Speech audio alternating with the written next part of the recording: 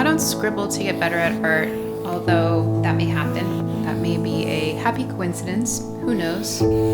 I scribble to get to know myself better, to learn how to listen to what it is that I want and I need. And so I use color and shapes as tools to express myself and practice expressing myself and practice becoming comfortable with how I feel when I express myself. And if you're here, maybe that's of interest to you too.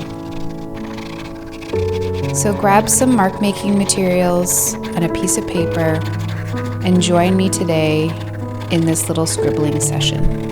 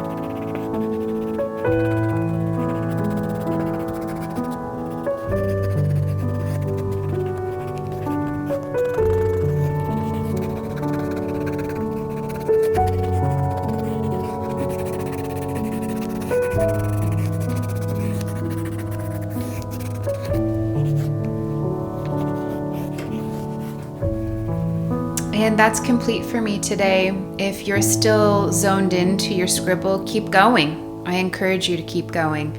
Otherwise, I will see you again tomorrow for another practice.